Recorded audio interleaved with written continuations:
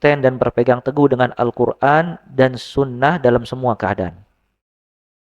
Ya, konsisten dan berpegang teguh kepada Al-Quran dan Sunnah dalam semua keadaan.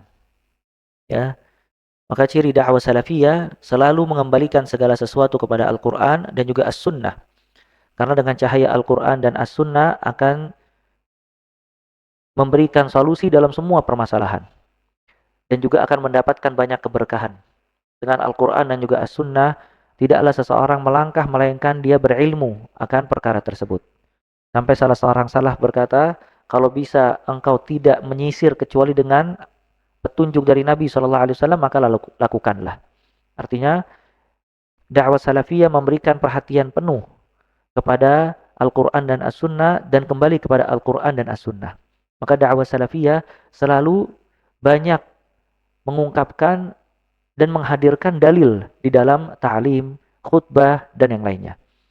Kitab, kajian, khutbah, semakin banyak dalil yang dibawakan dari Al-Quran dan As-Sunnah, semakin barokah. Dan semakin sedikit menghadirkan dalil dari Al-Quran atau As-Sunnah, maka semakin sedikit keberkahannya.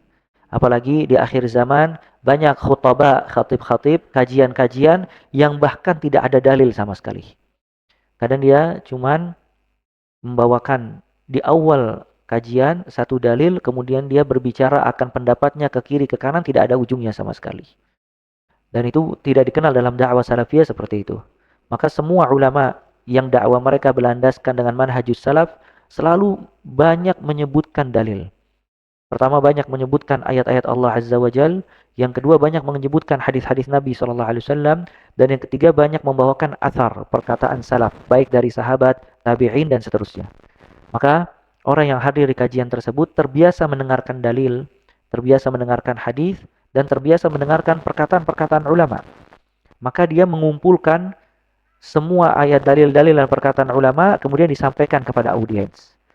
Ya, dan itu akan menambah keimanan, akan menambah ilmu syar'i, dan akan menjadi tenang apabila seseorang mengamalkan apa yang tadi dia sebutkan, karena semuanya berlandaskan dengan dalil. Berbeda apabila seseorang banyak bicara, hanya pendapat-pendapat, ya, qiyas, ya, atau cerita-cerita tidak ada landasannya dan seterusnya.